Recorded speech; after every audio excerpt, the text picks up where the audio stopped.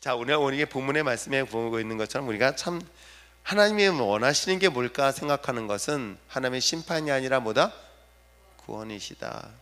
그런데 또 사실 삶의 현장에서는 구원보다는 심판하는 일들이 사실 더 많이 있습니다.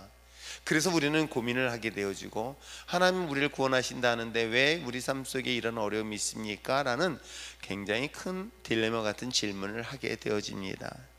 또 하나님께서는 이 세상 모든 사람들이 멸망하지 아니하고 영생하기를 원하십니다.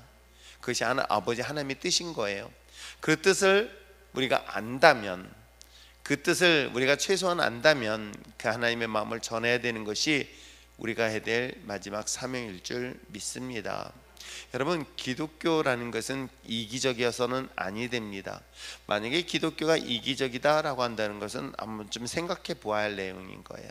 그는 기독교가 아니라 어찌 보면 우상을 섬기는 그런 신앙과 다를 것 없습니다. 제가 여러 번 이스라엘 역사를 항상 이야기하면서 그들은 단 한 번도 하나님을 떠난 적이 역사에 없습니다.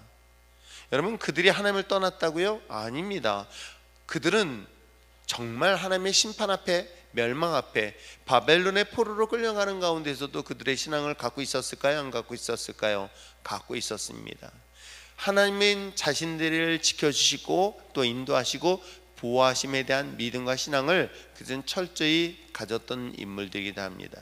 근데 문제는 뭐냐면 그 신앙이 자기에게 집중되었을 때, 그것이 이기적인 현상으로 나타날 땐 여러분, 그것이 우상을 섬기는데 결정적인 요소를 가져다 줍니다.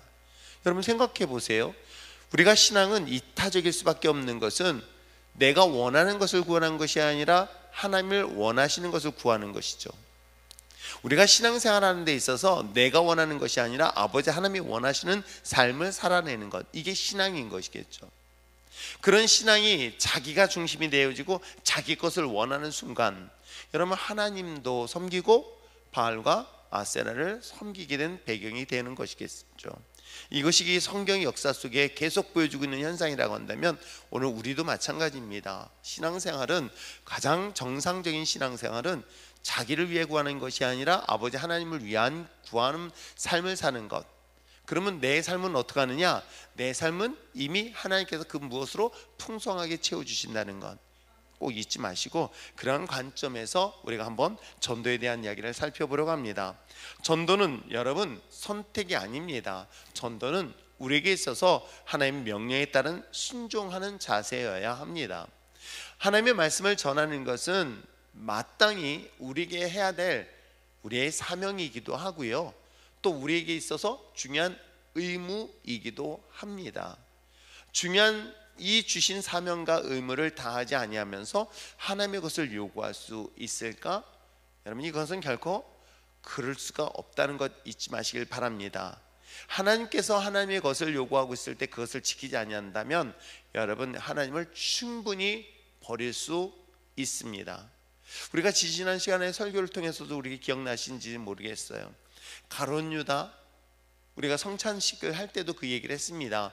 가룟 유다, 베드로 등등 예수님을 거부하고 부인했던 사람들은 무엇 때문입니까? 아버지의 마음은 상관없습니다. 예수님의 관심 또한 상관없습니다. 하나님의 관심과 예수님의 마음이 중요한 것이 아니라 내가 중요할 때는 얼마든지 은 30의 예수를 포기할 수 있다 없다? 있다. 여러분, 참 웃기잖아요. 내가 갖고 있는 은 30에 예를 들어서 30만 원에 하나님을 버릴 수 있다. 얼마나 억울할까요? 여러분, 우리가 생각할 때 30만 원하고 자기의 믿음과 신앙을 포기한다? 그러면 여러분, 신앙생활 웬만한 사람들은 절대 포기하지 않을 것입니다. 그런데 여러분, 이게 30억이고 300억이라고 생각해 보세요. 와, 300억? 이건 엄청난 거야. 그래, 300억을 내가 얻고 하나님을 버릴 수 있다 라고 생각하는 거예요. 그런데 놀랍게도 300억이라는 숫자도 하나님의 관점에서는 얼마 정도밖에 안 되냐? 3만 원도 안 되는 작은 금액이라는 거예요. 다만 우리가 그걸 알지 못하고 이게 내 생각으로, 내 기준으로 바라보니까 이게 엄청나게 커 보이는 것이죠. 무슨 얘기인지 이해하시나요? 자, 하나님은 하나님이 이 모든 것들을 나에게 주셨습니다. 그럼 이 모든 것이 최소한 300억보다 더 크지 않을까요? 여러분, 명동 땅 한 조각이 한 평이 얼마인 줄 아십니까? 요즘 얼마인지 모르겠다. 옛날에 평당 1억 할 때가 있었어요. 지금 더 하는지 모르겠어요. 요즘 뭐 아파트도 뭐 평당 저 할 때만 해도 뭐 2, 300이었는데 요즘은 2, 3천만 원. 3천만 원 덥나요? 그죠? 평당, 나 원가 정말 궁금해. 야, 원가 얼마나 든다고 평당 3천만 원에 그것도 분양받겠다고. 야, 이거 진짜 대단하다. 여러분, 아파트 한 단지를 준다고 한번 생각해 보세요. 30억짜리 10개면은 300억이에요. 1000세대면 3000억이에요. 이거 엄청난 거예요. 근데 이게 한 아파트, 한 타운, 한 단지 1000세대가 받는 게 3000억인데 전 세계를 나게 준다면 이건 비교가 안 되지 않나요? 이게 하나님이라는 예수 그리스도, 하나님에 대한 이 존재가 내가 생각하는 이 숫자를 개념으로 따져본다면 이건 하나님의 숫자고 내 숫자 개념은 너무 차이가 나는 거예요. 근데 우리는 은 30이라고 가론유다가 팔았다고 해서 우습게 생각하지만 어찌 보면 그들에겐 그게 굉장히 클 수도 있어요. 우리가 생각하는 엄청난 큰 금액 300억이든 3천억이든 이게 엄청나게 크게 생각할 수 있어요. 그런데 하나님의 관점에서는 그는 은 30밖에 안 되는 것을 예수님을 버릴 수 있다는 것이겠죠. 이런 신앙생활 속에 있기 때문에 우리에게 끊임없이 요구하는 것은 우리가 나 자신을 보지 말고 하나님을 원하시는 것을 먼저 보아라. 우리 예수 그리스도가 이미 구원받은 믿음의 자녀들이라고 한다면 최소한 구원받은 믿음의 자녀들이 당연히 행해야 될 것이 있으니 예수님에 대한 기쁜 소식을 전하는 것이다. 아시겠습니까? 이 기쁜 소식을 전하는 것은 마땅히 우리가 해야 될 사명이고요. 또 더 나아가서 이거는 사명이라기보다는 어찌 보면 자연스럽게 우리 삶 속에서 그런 나타나는 열정일 수밖에 없는 것이겠죠. 그래서 올 한 해 우리가 목표로 하고 있는 전도에 대한 것도 하나님 우리에게 주시면 그 이상도 할 수 있지만 그럼에도 불구하고 하나님이 우리에게 주신 이 사명에 따라서 하나님의 이 빈 자리를 가득 채우는데 우리의 모든 사랑하는 자녀들을 통하여 사용되게 하여 주시옵소서 라고 기도하며 나갈 수 있는 여러분 됐으면 참 좋겠습니다. 자, 그렇다면 우리가 전해야 될 가장 중요한 것은 복음인 거예요. 자, 복음이라는 영어 단어는 gospel이라는 단어가 써 있습니다. gospel, 그러니까 God and the Spirit이라는 단어를 쓰고 있어요. 그러면 하나님으로부터 온 이야기.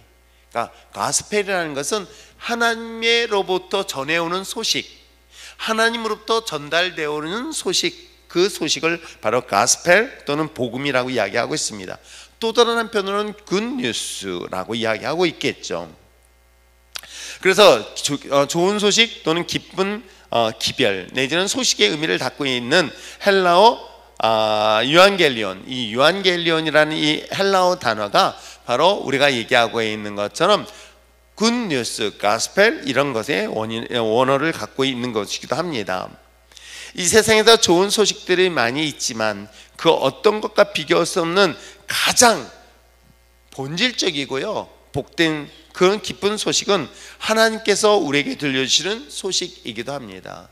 그러니까 우리는 정보를 굉장히 많이 중요시하고 있는 시대를 살고 있잖아요. 요즘은 과거에는 주식으로 시대를 살고 있었다고 한다면 요즘은 주식 말고 새로운 것 때문에 요즘 난리 나서 어느 한 여인을 납치해 그 짧은 시간 동안에 생명을 뺏어간 것도 뭐 때문이었었어요? 이 가상화폐라는 거, 이 보이지도 않는 화폐에 대한 가치를 나름대로 그것이 돈을 벌 수 있는 수단이라고 생각해가지고 사람의 생명을 빼앗을 정도로 사람들은 그것에 혈안이 되어 있습니다. 근데 여러분, 그 가상화폐 등등의 이 많은 것들도 그들이 갖고 있는 정보예요. 그렇잖아요. 좋은 정보를 얼마나 좋은 것을 빨리 얻느냐에 따라서 세상은 남들보다 좀 더 앞서갈 수 있습니다. 그런데 참고로 주식은 하지 마시기 부탁드립니다. 제발 부탁인데 주식은 가까이 하지 마십시오. 왜냐하면 주식에 대한 정보를 하려면 저는 투자와 투기의 차이는, 투기는 정보 없이 지식 없이 하는 것을, 그러니까 지식 없이 이익을 얻겠다고 하는 것은 투기가 돼버려요. 그러나 자신이 가지고 있는 정보, 지식, 경험, 이 모든 것들을 데이터 삼아서 그것에 대하여 일정한 금액을 투자하는 것, 내가 그 부분을 그 재물을 얻는 것, 이건 투자라고 볼 수가 있습니다. 그렇기 때문에 주식이라는 것은 최소한 현재 어느 기업이든 기업을 분석할 수 있고, 그 기업 분석에 따라서 미래에 어떤 현상이 일어날 것이라는 것 정도는 예측이 가능하면, 그 정도로 공부되었다면 저는 손해를 보더라도 저는 그건 해볼 만한 그런 좋은 종목이지만, 그렇지 않으면 웬만하면 하지 마십시오라고 얘기를 해요. 왜요? 여러분 한번 생각해 보세요. 증권회사 직원이 사장님 이번엔 너무 좋은 아이템, 좋은 정보가 있대요. 그걸 특별히 사장님한테만 전달했는데요, 믿지 마십시오. 저도 그런 전화 자주 와요. 갑자기 저한테 사장님 하면서 절럭절럭 오면 내가 언제 사장 진급했나? 막 그래요? 그럼 뭐라는 줄 아세요? 너무너무 좋은 정보를 꼭 사장님한테만 알려주고 싶대요. 그럼 뭐예요? 그때 좋은 땅이 나왔대요. 그래서 먼저 가족들한테 그걸 다 공유하신 다음에 혹시라도 남으면 저한테 알려주세요. 그때 하는 소리가 가족들한테 다 공유하고 남아서 전달하는 거래요. 그래서 가까운 친구들한테 먼저 하시라고 괜히 말거리 해가지고 한참 그렇게 해서 막 이렇게 해요. 막 끊어버리라고 옆에서 저희 집사람들 막 뭐라 하지만 재밌잖아요. 그분은 얼마나 힘들게 전화하겠어. 저도 성경 공부하다 보면 막 그런 분 전화하면 공손히 받거든요. 왜요? 얼마나 힘들겠어요. 먹고 살겠다고 열심히 전화해가지고 걸리게만 해봐라, 한 명만. 그렇죠? 네. 한영미 집사 걸리게만 해봐라 그래가지고 이거 저 한 대목 잡겠다고 하는 이런 사람들이 있는데, 여러분 생각해 보세요. 그 사람들이 가져다 주는 정보는 여러분 이미 다 지나간 정보들이에요. 여러분 그 정보는 어디든지 구할 수 있는 정보들인 거예요.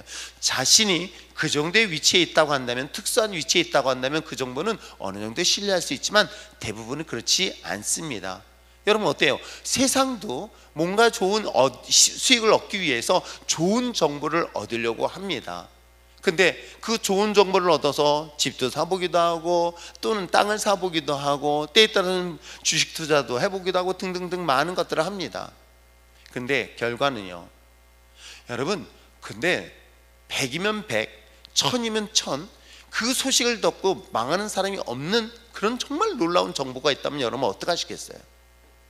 야, 그 정보 하나만, 이 정보 하나만, 이 정보는 내가 지금까지 쭉 지켜봤어요. 그것도 몇 년을 지켜봤냐면 최소한 2000년을 지켜봤어. 근데 2000년 동안 이 정보를 듣고 난 다음에 망한 사람이 있다 없다? 없다는 것이 확실하게 증명되어 있다면 여러분 그 정보를 믿을 만하지 않을까요? 그게 바로 예수 믿는 것에 대한 기쁜 소식을 얘기하는 거예요. 예수를 전하는 이 복음의 소식은 정말 하나님부터 내려오는 이 가스펠, 이 기쁜 소식은 하나님께서 주신 이 소식이 결코 망하지 아니한 놀라운 축복의 역사를 끊임없이 성경을 소개를 하고 있기 때문에 여러분 그 어떤 것보다도 하나님에 대한 소식을 귀 기울일 수 있는 여러분 됐으면 참 좋겠습니다. 삶의 지혜도 인생의 지혜도 저는 하나님의 지혜, 하나님 성경을 통해서 얻을 수 있다면 얼마든지 인생은 성공할 수 있다. 자, 그래서 첫 번째 진리의 기쁜 소식입니다. 두 번째는 소망의 기쁜 소식이고요. 세 번째는 약속의 기쁜 소식이고, 네 번째는 평화의 기쁜 소식이고요. 다섯 번째는 구원의 기쁜 소식인 것입니다. 그렇습니다. 자, 여기서 이야기하고 있는 이 모든 것들은 결국은 인간에게 있어서 들려주는 기쁜 소식인 거예요. 그래서 이 소식은 나에게는 one way, 정말 불변적인 진리, 이거에 대한 소식은 하나님부터 우리에게 전달해 주시는 소식인 거예요. 하나님부터 전달해 오는 소식은요, 우리에게 뭐예요? 참 소망을 주세요. 망상을 주는 게 아니라 참된 소망을 줍니다. 또 하나님께서 우리에게 들려주신 그 소식들은요, 뭐예요? 약속이 있어요. 그 약속을, 여러분 약속을 지키지 않는다면 그건 약속이 아니죠. 제가 이번에 노예를 준비하면서도 이렇게 목사님들 보면서 좀 아쉽고 안타까운 것들은, 약속을 했으면 어떻게든 지켜야 되는데 그 약속을 한 번 지키지 않고 두 번 지키지 않고 세 번 지키지 않으니까 그 약속에 대한 아무리 그분이 갖고 있는 그 위치에서 얘기를 하더라도 이제는 더 이상 신뢰하지 않게 되더라고요. 그런데 하나님의 기쁜 소식은 왜 약속이라는 이야기를 하냐면 약속은 반드시 지키신다는 거예요. 우리는 지키지 못할지라도 하나님은 반드시 지키시는 분이 하나님이 우리에게 들려주시는 좋은 소식인 거예요.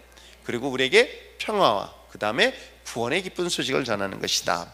이것이 바로 복음이 가지고 있는, 가스펠이 가지고 있는 바로 가장 중요한 본질인 것입니다. 자, 그러면 핵심을 한번 볼까요? 핵심 앞부분 읽겠습니다. 시작. 하나님께서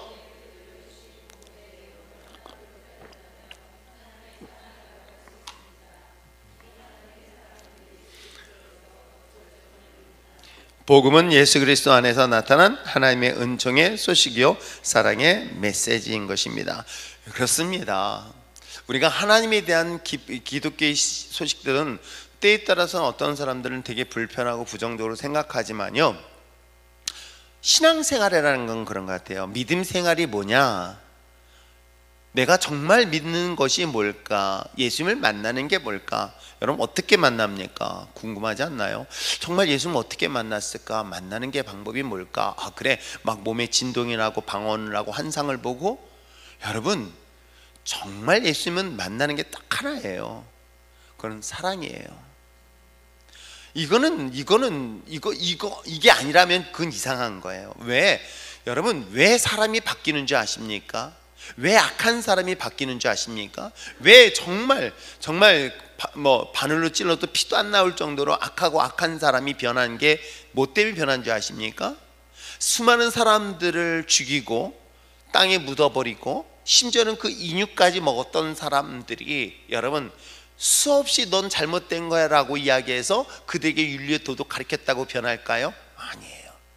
근데 놀랍게도 그들이 교도소 사형 현장 끌려가기 전에 하나님을 만나니까 바뀌는 게 하나 있어요. 하나님은 뭐다? 사랑이시구나. 여러분 기독교의 신앙은 다른 것 아닙니다. 정말 여러분 하나님의 사랑을 경험하는 거예요. 나 같은 사람을 정말 사랑하시는구나.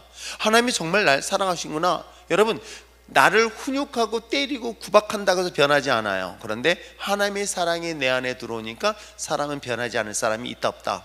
저는 없음을 확신해요. 그 하나님의 사랑이 저를 변화시켰고 하나님의 사랑이 모든 사람들을 변화시킵니다. 근데 그 사랑을 어떻게 느낄 수 있었어요? 아 하나님의 사랑이야? 그게 아니라 바로 예수 그리스도의 십자가의 죽음을 통하여 그분의 사랑을 나에게 보여주셨다는 것이죠. 말로만 사랑한 것이 아닙니다. 우리 보통 그렇잖아요. 부부간에 이야기합니다. 당신 정말 날 사랑해? 사랑해. 그러면 오가는 현찰 속에 금액으로 표현해봐 라고 할 때가 있어요. 현실적인 것 같죠. 근데요 저도 또 사랑이길 원해요. 그런데 하나님의 사랑은 그렇지 않아요. 하나님의 사랑은 하나님의 사랑을 딱 경험하는 순간요 세상의 그 어떤 것과 비교할 수 없음을 경험하는 거예요. 내가 지금까지 경험하지 못했던 사랑, 내가 지금까지 받아보지 못했던 부모의 사랑, 형제의 사랑, 부부의 사랑. 여러분 그 사랑을 누구로부터 받는다? 하나님부터 딱 공급받는 거예요. 그 공급받음에 대한 사랑의 가장 본질 것은 뭐예요? 예수님이 십자가 죽음의 사랑을 통해서, 죽음을 통해서 하나님이 나에게 당신의 사랑을 내게 보여주셨던 거예요. 이 사랑을 경험하고 나면요 다른 사람이 나 사랑 안 해도 괜찮아요. 이해하시겠어요? 다른 사람이 나 사랑 안 해도 괜찮아. 왜? 난 너한테 마음껏 사랑 줄 수 있어. 왜? 하나님의 사랑, 이 엄청난 사랑을 난 받았거든. 이 받았기 때문에 너 나 사랑 안 해도 돼. 나 미워해도 괜찮아. 아 괜찮아. 전혀 상관없어. 난 널 사랑할 수 있어. 충분히 사랑할 수 있어. 왜? 나는 충분한 사랑을 받았기 때문에. 그래서 어렸을 때도요 정말 사랑을 충분히 받고 자란 아이들은요 다른 사람들의 사랑에 목말라 하지 않아요. 다른 사람의 목말라 하는 것은 결국 어렸을 때부터 사랑을 충분히 받지 못하였기 때문이라는 거예요. 근데 어떻습니까? 어렸을 때 충분히 사랑받지 못했던 사람이 사람부터 사랑을 막 갈급해 합니다. 그 만족할까요? 만족 못해요. 절대 만족 못합니다. 그런데 하나님의 무한한 사랑을 딱 경험하면 이거는 사람들이 주는 사랑하고는 비교가 안 되는 거예요. 엄청난 거예요. 어떻게? 독생자 예수 그리스도 나 같은 죄인을 위하여 십자가 주셨던 그 십자가의 하나님의 사랑하심을 경험하면 여러분 모든 사람을 사랑하는 것은 당연하게 사랑하게 된다. 지금 그 얘기를 하고 있는 것입니다. 그렇기 때문에 복음이라는 것은, 우리가 복음을 전하는 것은 하나님의 사랑을 전하는 거예요. 아시겠죠? 자, 그 다음에 읽어보겠습니다. 시작. 하나님은 독생자 예수 그리스도를 대속물로 삼으실 만큼 우리를 사랑하셨습니다. 십자가를 통해 죄인된 우리와 화해를 이루시고 화목관계를 완성하셨습니다. 이 사실을 모든 사람에게 전하는 것이 복음 전도입니다. 예수를 그리스도시요 살아계신 하나님의 아들로 소개하며 그 사실을 믿고 시인케 하는 일이 전도의 핵심인 거예요. 그러니까 사실은 정말 우리가 복음을 전하는 것은 하나님의 사랑을 전하는 것입니다. 근데 문제는 내가 사랑을 받지 못하면요, 사랑을 전달할 방법이 없는 거예요. 하나님의 사랑이 내 안에 있기 때문에 다른 사람을 얼마든지 사랑할 수 있게 되는 것이겠죠. 그 사랑은 여러분 소통이 반드시 되어지게 되어 있습니다. 그렇죠? 그러한 사랑을 지금 얘기를 하고 있는 거예요. 자, 그렇다면 복음이 가지고 있는 구성 요소가 7가지 있습니다. 첫 번째, 복음의 주체가 누구다? 하나님이시다. 읽겠습니다. 시작. 하나님은 우주 만물을 창조하시고 그 하나님은 지금도 살아 계십니다. 그런데요, 여러분, 하나님은 사랑이시다, God is love라고 얘기하지만 그 하나님의 사랑을 너무 큰 하나님이라서 내가 볼 수가 없는데, 그분이 육신으로 오신 분이 바로 예수 그리스도를 통해서 사랑을 경험하게 되었다라는 얘기를 하고 있는 거예요. 자, 그렇다면 복음의 주체가 하나님이신데, 그분이 사랑이신데, 그 사랑의 하나님이 복음의 정말 주체예요. 그러니까 우리가 전하는 것은 누굴 전하는 거다? 하나님을 전하는 거예요, 사실은. 근데 하나님을 전하는데 그 하나님이 무소부지하시고 너무 무한하신 분이다 보니까 뭐라고 설명하기가 너무 어려운 거예요. 아세요?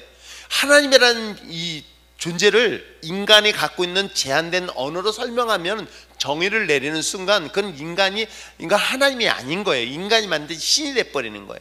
그 엄청난 그 하나님이 복음의 주체인데, 이 복음의 주체를 설명할 수 있는 방법이 없다 보니 그 하나님의 사랑을 무엇으로 소개하고 있다? 육신의 몸은 오신 예수님으로 소개하고 있는 것이에요.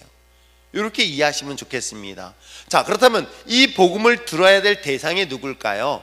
바로 여기는 인간이지만 나다. 읽겠습니다. 시작. 나는 하나님의 모양과 형상으로 지음을 받았습니다. 나는 영혼 육구로 창조된 피조물입니다. 사실은 이 복음이 필요한 건 나예요. 목사님, 저도 마찬가지인 거예요. 저 예외 아닙니다. 저나 여러분이나 다 죄인된 존재예요. 그 하나님의 복음이 절대적으로 필요한 것은 저 역시도 거긴 예외가 될 수 없습니다. 이해하시겠어요? 그렇듯 저와 여러분 모든 사람이, 나 그리고 여러분 그리고 이 세상에 있는 모든 사람들이 예수님의 하나님의 사랑을 들어야 될 그런 복음의 대상이다. 근데 그 이유가 뭐 때문일까? 그들에게 왜 복음이 필요할까? 복음이 필요한 이유가 뭐 때문일까? 바로 죄 때문이라는 거예요. 그랬더니 이 말을 들은 많은 사람들은, 나는 의롭게 살았고 나는 최소한 양심껏 살았고 정직하게 살았는데 내가 왜 죄인이며 왜 죄인으로서 왜 예수님이 필요한가? 라는 궁금증을 가질 때가 참 많이 있습니다. 근데 여러분, 복음을 전할 때도 이 부분은 분명히 전하는 사람이 확신을 가져야 될 것이 있어요. 뭐냐면 죄에 대한 결과를 보시기 바랍니다. 죄의 삭은 사망인 거예요. 죽음인 거예요. 죽음은 육체적 죽음만 있는 건 아닙니다. 이해하시겠어요? 아, 죽음이라는 것이 내가 육체 숨을 딱 멈추는 그 죽음만을 말하는 것이 아닙니다. 몸은 살아있습니다. 아세요? 몸은 살아있는데도 죽은 것처럼 살아가는 사람들이 너무 많은 것 아세요? 그건 죽은 사람들을 한번 상상해 보세요. 그랬더니 누가 그러더라고, 좀비? 아니에요. 살아있지만 죽은 것 같이 살아가는 사람들을 한번 상상해 보세요. 되게 드라이하잖아요. 그렇죠? 사는 게 아니야. 꿈을 잃어버렸어요. 희망을 잃어버렸다는 거예요. 살아는 있습니다. 살아있는데, 살아있다는 건 뭐예요? 액티비티한 게 있어야 되잖아요. 여러분, 살아있다는 것은 내 심장이 뛰고 있다는 거거든요. 살아있다는 것은 내 심장이 뛰고 있는 순간 내게 뭐가 일어나는지 아십니까? 열정이 일어나는 거예요. 물론 여기서 열정과 노망을 잘 분별하셔야 돼요. 아세요? 열정과 노망, 이 차이가 별로 차이가 안 나기 때문에. 그러나 한 가지 분명한 것은 여러분, 젊은 사람일지라도요, 살아있지만 살지 않은 것 같은 모습을 살아가는 수많은 젊은이들을 보게 되어져요. 왜 그런지 아십니까? 희망이 없고요, 꿈이 없어요. 그래서 눈 뜨면 일어나는 거고 눈 감으면 자는 거야. 시간의 개념도 없어요. 자기에 주어진 24시간인 이 시간을 그냥 날려보내도 큰 의미가 없어요. 그리고 그렇게 하기를 10대, 20대의 젊은 그 아까운 청춘들을 날려보내도 큰 의미가 없어요. 그리고 30대, 40대가 되어서도 그게 중요하지 않아요. 그리고 60대, 70대 생각하지도 않아요. 여러분, 어떻습니까? 이게 남의 얘기일까요? 우리 주변에서 전 수없이 보게 되어져요. 아니, 어찌 보면 우리 지금 살고 있는 우리도 그렇지 않을까요? 10년, 20년 후에 대한 생각들, 30대, 40대, 50대, 60대에 대한 생각들, 이런 생각 없이 살아가는 수많은 사람들. 근데 여러분, 살아있어요. 숨을 쉽니다. 그런데 여러분, 영혼이 죽어버린 거예요. 생명이 죽어버린 사람들을 전 수없이 보게 되어져요. 그래서 죄에 대한 결과는 뭐다? 죽음이다. 근데 그 사망은 단순히 육체적 죽음만을 말하고 있지 않다? 바로 영이 죽었고 혼이 죽었다. 이 혼에 대한 부분을 좀 더 소개시켜 준다면, 이젠 더 이상 누구를 사랑하지 않게 되죠. 누군가를 사랑한다는 것 생각 자체를 하지 않게 되어집니다. 그래서 죄에 대한 결과를 세 가지를 성경은 분명히 얘기하고 있어요. 그래서 내가 아무리 수고하고 땀 흘리고 노력해봐야 가시와 엉겅퀴밖에 얻지 못하는 거예요. 내가 땀을 흘려야지만이, 내가 수고를 해도 겨우겨우 먹고 살 정도의 삶을 살아야 되는 건 얼마나 비참합니까? 그러니까 나는 우리나라는 안 그런 줄 알았더니 주말에는 제발 저 역정 근처는 가지 말았으면 참 좋겠어요. 그랬더니 오늘 어저께 누구 만났더니 그분이 교회를 다니는 집사님이신데 그분이 큰 가게를 차렸대요. 그 가게를 차리게 된 배경 중에 하나가 복권 1등당 청대에서 그 돈으로 사업장 차렸대고 교회를 다닌다는 소리에 그냥 참담하게 느꼈어요. 솔직한 얘기로. 아세요? 제가 동남아시아 가면서 깜짝깜짝 놀란 건, 근데 그게 동남아시아 안의 문제는 아니다. 미국도 그러네. 가만히 보니까. 뭐예요? 주말 되면 일렬로 쫙 써 있잖아요. 그렇잖아요. 뭘 살라고? 로또 사겠다고, 1등 되겠다고. 그래서 전 감사해요. 하나님, 전 복권 한 번 안 산 게, 아니 복권 긁는 건 사봤다. 그래도 그런 거 별로 좋아하지 않아서 감사합니다. 여러분, 죄에 대한 결과는 사망인데 그 사망은 육체적 죽음만을 말하지 않습니다. 내가 수고하고 땀 흘린 것에 대한 그 땅이 저주를 받으면요, 그 땅에서는 아무런 열매를 맺을 수가 없어요. 농사를 짓는 사람들에게 땅이 저주를 받았다고 생각해 보세요. 그 땅이 저주를 받으니 아무리 곡식을 심어도 그곳에서는 풀밖에 나지 않는다. 얼마나 비참한 인생이에요.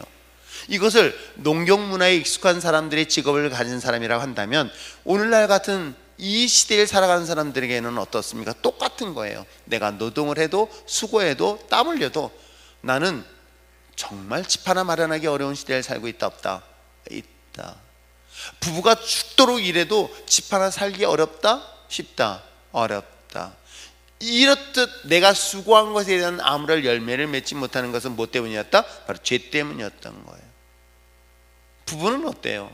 제가 오늘 사실 어저께 이제 그 강릉 간 거는 그 이제 우리 막내 아이들 장가 가는 것 때문에 이제 식사 같이 하자고 해서 간 거거든요. 저는 얼떨결에 갔지만 그냥 저녁 식사를 같이 했거든요. 이제 둘이 결혼하는데 투닥투닥 하는가 봐요. 저기 뭐 결혼식 준비하면서 드레스를 입니 벗니, 아니 드레스가 아니구나, 뭐 신혼여행을 어디로 가니 안 가니, 뭐 날짜는 어떠니 하면서 아마 대부분이 한 번씩 경험하잖아요. 결혼 준비하면서 다이아를 뭐 그랬더니 내가 물어봤어. 차였다. 여보, 당신 내가 다이아몬드 얼마짜리 해줬지? 3캐럿. 아니 3분가? 3캐럿은 굉장히 비싸죠? 미안해요. 마음은 3캐럿이야. 아무튼 그때 당시에 다이아를 해줬거든요. 그래서 그거 잘 있지? 잃어버렸대. 도둑이 들어와서 물건 다 가져갔대요. 폐물 다 가져갔다고 하면서 얘기를 하더라고요.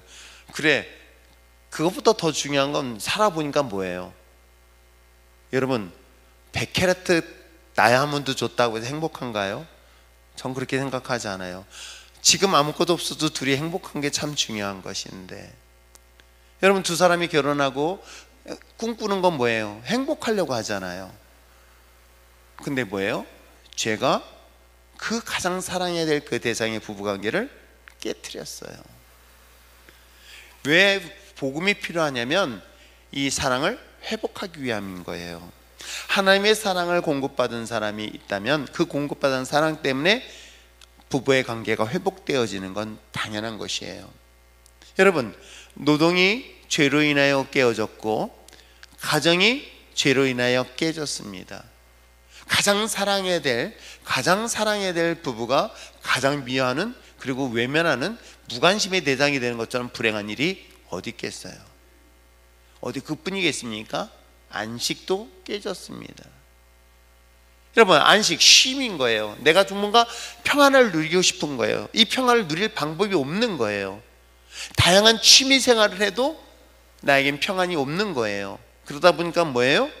또 다른 이상한 취미들을 계속 만들어가면서 어떻게 해요? 쉬려고 하고 있고, 그것에서 기쁨을 얻으려고 하고 있고, 그것에서 만족을 얻으려고 했던 것. 여러분, 이 모든 것들이 뭐 때문이었다? 죄 때문이었던 거예요. 죄로 인하여 너무나 많은 것들이 상실되어지고 깨졌던 것 아시겠어요? 그래서 복음의 그 대상은 결국 이 죄, 근거가 바로 죄인다. 한번 읽겠습니다. 시작. 그러나 인간은 죄를 짓고 타락하여 하나님과 관계가 멀어졌고요, 죄와 불의가 인간을 지배하게 되었고, 그 결과 모든 인간은 죽음과 영원한 심판을 피할 수 없다. 그렇습니다. 여기서 죽음이라는 건 제가 말씀드렸습니다. 단순히 육신 생명이 끝나는 걸 얘기하지 않습니다. 살아있으나 살아있는 것도 죽음처럼 느낄 때가 있어요. 저는 오은영 박사를 그렇게 많이 보지는 않지만 가끔 요만 조그만 것들 보다 보면 저 정도 심각한 부부가 있구나. 정말. 그래서 우리 가정 교회들을 살펴보는 거야. 조유선 가정은 어떨까? 우리 한금희 집사의 가정은 부부 사이는 어떨까? 이런 것들이 자연스럽게 조심스럽게 쳐다보게 되어져요. 아니, 저렇게 무관심하면 살 수 있는 부부가 있구나. 그림자처럼 서로 무시하며 사랑하는 부부가 있구나. 참 보면서도 마음이 먹먹해 하는데, 목사인 제 입장에서는 여러분 보면 어떨 것 같아요? 저는 여러분들을 어디든 간에 하나님의 은혜 가운데 만났으나 저에게는 소중한 하나님의 생명들이에요. 어쩌면 제 영적인 자녀처럼 생각하고 있어요. 그렇기 때문에 여러분들이 다 행복하길 바라요. 여러분, 어떤 부모가 자식이 행복하지 않길 바라는 부모가 어디 있겠어요? 여러분, 부모의 관계가 좋아지듯이 부부의 관계가 행복으로 시작되어지는 거, 근데 다 깨진 게 뭐다? 죄 때문이었던 거예요. 그래서 죽음은 단순히 육체 죽음만을 말하고 있지는 않습니다. 그래서 이 복음의 근거, 복음이 필요한 근거가 되는 것은 바로 내 노동에 대한, 그리고 가정에 대한, 그리고 안식에 대한 회복을 주기 위한 것이 바로 복음의 근거가 되는 것이죠. 자, 그렇다면 핵심은 뭐다? 예수 그리스도인 거예요. 또한 읽겠습니다. 시작. 인간은 스스로 죄를 해결할 수 없습니다. 이 문제를 해결하기 위해 하나님은 독생자 예수를 이 땅에 보내주셨습니다. 예수님은 십자가에 죽으시고 부활하셔서 우리의 죄를 담당하셨습니다. 요즘은 다양한 중독들의 증세에서 특히 마약 중독이 심각하게 우리나라도 바라보고 있다고 합니다. 근데 우리나라는요, 의외로 중독이 많아 심각해. 이거 가볍게 생각할 문제 아닙니다. 오락도 그 중에 하나의 중독이에요. 또 도박도 그 중에 하나이기도 합니다. 알코올도 중독의 심각성을 가져다 줘요. 그게 다 뇌 손상을 가져다 주는 행위들이에요. 어떤 특정한 하는 것을 통해서 뭐예요? 거기서 기쁨을 얻고 위로를 얻고 거기서 뭔가 자기에게 어떤 도움에 대한 에너지를 얻는 것 같지만, 그러나 또 한편으로는 뇌의 일부분을 손상시키는 아주 엄청난 일이라는 거예요. 아시겠어요? 자, 이런 문제들을 근본적으로 해결할 수 있는 방법은 뭘까? 그게 바로 복음인 거고요. 그 복음은 오직 예수 그리스도다. 그래서 우리 주변에 이런 문제 없는 사람이 어디 있겠어요? 이 문제를 해결해 주실 분은 누구다? 오직 예수 그리스도다. 자, 그렇다면 이것에 대해서 우리가 영접하고 믿는 거예요. 자, 읽겠습니다. 시작. 그러므로 인간이 해야 할 일은 예수님을 내 구주로 영접하는 일입니다. 영접한다는 것은 마음으로 예수님을 구주라고 믿고 또한 입술로 이 사실을 고백하며 신하는 것입니다. 날마다 입술로 고백하시길 바랍니다. 나의 가정, 나의 삶에 나의 모든 문제를 구원하실 분은 오직 예수 그리스도다. 이걸 마음으로 믿고 입으로 시인하시기 바랍니다. 선포해 버리세요. 날마다 선포하는 순간 제가 여러분들에게 항상 얘기했죠. 말은 여러분의 인생을 앞질러 가요. 아유, 저 인간 죽었으면 좋겠다? 그럼 죽어요. 나이가 되면. 여러분, 말이라는 권세가 얼마나 무서운지 몰라요. 그렇듯이 내가 설령 지금 그런 확신이 없을 때는 내가 마음으로 믿어 주님은 나의 구원자시여, 나의 가정의 구원자시야 라고, 구원자라고 내가 입술로 선포할 때 그 사실을 내가 입술로 고백하면서 어떻게 돼요? 그게 쇠뇌가 아니에요. 놀랍게도 내 인격을 변화시킨다는 거예요.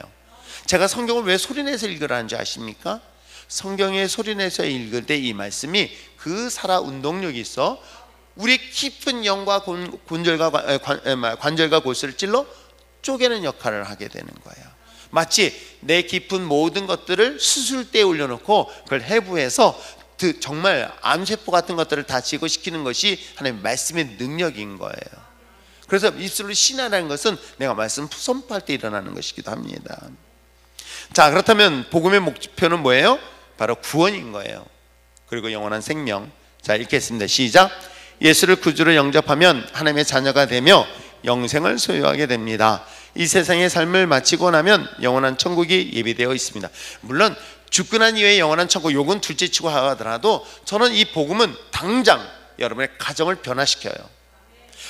복음은 여러분의 삶을 변화시킬 뿐만 아니라 사업장을 변화시키고요, 여러분 모든 걸 변화시킬 수 있습니다. 이 부분에 대해서는 조금 더 의심하지 마시기 바랍니다.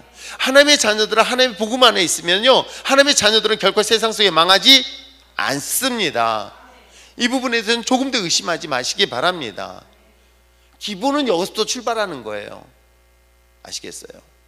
여기에 또 특별한 케이스는 있지만 여러분, 특별이라는 것은 특별하기 때문에 특별한 거예요. 그건 일반적이지는 않아요. 이해하시겠어요? 왜 저 사람은 저렇게 해서 예수 믿는다는데 망해? 라고 하는 것은 스페셜한 거예요. 그건 그 사람이 감당할 수 있는 또 다른 하나님의 특별한 계획이 있으니까 그건 우리가 잘 모를 수 있어요. 그런데 일반적인 것은, 당연하게 일어나는 것들은 당연하게 일어난다. 씨앗을 심으면 특별한 일 아니면 씨앗에서 꽃이 피고 열매를 맺는다. 이거에 대해서는 조금 더 의심하지 않길 바랍니다. 괜히 의심하는 사람들은 뭘 생각하냐면 특별한 케이스만을 봐. 그냥 일반적인 것도 안 보고 특별한 케이스를 보면 안 될 거라고 왜 그렇게 생각하는지를 그냥 그 생각을 내가 확 뽑아버리고 싶을 때가 많아요. 제발 그런 생각 하지 마라. 넌 특별한 사람 아니다. 특별하지도 않은데 자기는 특별한 사람처럼 생각하고 있는 사람들이 의외로 많거든요. 그래서 그런 얘기를 참 많이 해요. 하나님을 하는데 자기는 이렇게 핍박이 심해가지고 아내가 막 이혼하자고 얘기한다고, 자기를 모세처럼 얘기한단 말이에요. 아세요? 자기 일을 맡고 있는 십보라처럼 자기 일을 맡고 있는 게 아내다, 이딴 식으로 사탄을 물러가라고 얘기해요. 그런데 그래요, 당신은 절대 모세 아니니까 잘 생각하라고 그렇게 얘기해줘요. 또 여러분, 일반적이에요. 하나님이 일반적으로 하나님의 역사하시면 자연스럽게 일어나게 돼 있어요. 복 있는 사람은 때를 따라 과일을 그냥 맺게 돼 있어요. 그냥 때가 아닐 때 열매를 맺지 않아요. 때가 되었을 때 시절을 쫓아 과실을 맺게 되는 거예요. 이게 하나님의 자연적인 법칙에서 일어난 축복인 거예요. 이 부분에 대해서는 처음부터 그런데 라는 소리 아예 하지도 말고 그럴 거야 라고 그냥 선포해 버리세요. 아시겠어요? 그걸 다 경험하고 나고 그 정도의 위치에 딱 쓰면은 하나님은 우리에게 또 다른 수준의 요구를 하고 있으니까 거기 정도에 된 분들 많지 않아요? 처음부터 나는 그럴 거야? 왜 안 돼? 이딴 소리는 절대 하지 마세요. 제발 부탁입니다. 자, 결국은 복음은 목표는 뭐예요? 구원인 거예요. 근데 처음에 제가 이 부분을 가지고 고민을 참 많이 했어요. 왜냐하면 이게 기복적이지 않냐라고 얘기하는 거예요. 근데 여러분, 기복이든 뭐든 기본은 해야 될 거 아니야. 아니, 예수 믿는데 왜 지질이 가난하고 직장도 못 갖고 돈도 못 벌고 맨날 월세 지하방에서 고생하고, 그런데 이건 아닌 것 같아. 하나님, 이건 아니지 않습니까? 하나님의 복음의 역사는 자연스럽게 일어나고 구원의 축복의 역사는 당연히 일어나야 된다. 이제 이 정도 일어나고 난 다음에 이제 좀 성장되어지면 이걸 가치로 두지 않아요. 내가 잘 먹고 잘 사는 것을 신앙의 기준으로 삼지 않아요. 비록 내가 가난하고 내가 어려워도 하나님이 주신 기쁨 때문에 세상이 감당할 수 없을 정도의 위치가 되어지면요, 이 사람들은요 그냥 오늘은 장사가 잘못됐다, 어렵다, 이것까지 일희일비하지 않습니다. 이해하시겠어요? 그 정도의 수준까지 가기에는 대부분이 아니라면 일반적으로는 하나님께서 자연스럽게 여러분의 가정을 축복하시고 자녀를 인도하시고 보호하게 될 줄 믿습니다. 이건 구원의 역사인 거예요. 자, 이 열매는 어떨까요? 그게 바로 신앙과 교회가 있습니다. 읽겠습니다. 시작. 구원받은 모든 사람은 예수 그리스도를 그 속에 모시고 삽니다. 하나님은 당신의 자녀를 풍성하게 복된 삶으로 인도하시고요, 지속적인 성장 은혜를 경험하려면 반드시 교회를 출석해야 하는 것입니다. 아무튼 가장 제가 목회를 처음 시작하면서 기도하기를, 하나님, 저는 이율정교회를 처음 시작하면서 무엇보다도 가정이 행복했으면 참 좋겠다.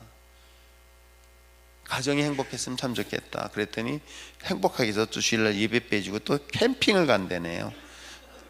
그것 말고 교회 안에서 부부가 함께 취미생활 해보는 건 참 좋겠다 생각하는 거예요. 제가 저희 집사람하고 아직도 그게 기억나는 게, 그 애기 갓난애가 슬기 진짜 안고 다니고 그럴 때였거든요. 그때 성가대 둘이 있으면서, 물론 다 부부 성가대였지만 아침에 성가대 쓰고 부부같이 봉사할 때 지금 생각해봐도 그때가 참 행복했던 것 같아요. 우리 아내는 어떤지 모르겠네. 근데 아무튼 제가 밖으로 싸돌아다니던 제가 예수 믿고 돌아와서 아내랑 오롯이 주일날 같이 예배 드리고, 그러다 보니까 예배 대화의 초점이 딱 하나로 만들어져요. 신앙에 대한 초점을 만들어지니까는 대화가 될 수 있는 유일한 친구가 돼버리더라고요. 그러면서 부부라는 것이, 행복이라는 것이 이런 거구나 하는 것을 경험했기 때문에 제가 처음 교회를 개척하면서 그렇게 기도했습니다. 하나님, 복음의 능력은 전 믿습니다. 그 중에 하나가 부부간의 갈등, 부부간의 다툼, 물론 여러 가지 상담 방법도 있지만 저는 복음만 있어도 정말 소통이 안 되는 부부의 소통이 될 수 있다 없다? 될 수 있다. 복음이 들어가면 소통이 안 될 것 같은 사람들도 얼마든지 소통이 될 수 있다 없다? 있다. 어르신들은 소통 안 하고 결혼을 했을 수 있어, 중매로. 근데 대부분의 젊은 사람들은 소통이 잘 돼서 결혼했어. 혹시 젊은 사람들 중에 소통이 안 돼서 결혼하는 사람이 있어요? 젊었을 때 연애할 때는 대화가 이렇게 잘 됐기 때문에 이 사람 나랑 너무나 잘 맞아 해서 결혼해. 그래 놓고 결혼한 다음에 왜 이렇게 안 맞는지 모르겠다고 싸우네. 제가 주례 수없이 하다 보면 그런 소리 참 많이 들어요. 정말 너희들 둘이 정말 대화 잘 되니? 정말 잘 되는데. 유미도 저한테 와서 그랬어요. 너무가 대화가 잘 되고 나랑 딱 맞는다 그래 놓고는 뭐라는지 아세요? 요즘은 대화가 이렇게 안 되는 사람 처음 봤대요. 그런데 이제 오늘 신랑이 메시지가 전화 왔어요. 메시지 왔어요. 목사님 기도해 주세요, 저희 가정을 위해서. 이런 이야기를 할 때 한편으로는 마음이 뿌듯하고, 그래, 이 가정을 지키겠다는 신랑의 그 마음도 있는 것도 보면서 좋고. 여러분, 그러면서 소통이 안 됐던 가정에 복음이 들어가면 소통의 역사가 일어나게 되어 있다. 그래서 기도하면서, 하나님, 우리 교회는 어떤 가정이든지 가정이 먼저 행복할 수 있게 해달라고. 캠핑 가는 게 행복한 게 아니라 복음 안에서 행복했으면 참 좋겠다. 아시겠어요? 그렇다고 놀러 가지 말라는 건데, 그래도 그렇죠? 주말 전에 오죠? 전에는 새벽에 오느라고 막 그랬었는데, 교회 신앙 공동체 안에서 부부가 하나가 되어서 함께 움직이는 것, 저는 그것이 교회 안에서의 가장 행복한 가정의 모습이라고 저는 확신하고 있기 때문에, 그런 복음의 역사가 여러분에게만 필요한 것이 아니라 세상에 정말 많은 가정들이 필요합니다. 그걸 전하고 외칠 수 있는 저와 여러분 되시길 부탁드립니다. 기도할까요?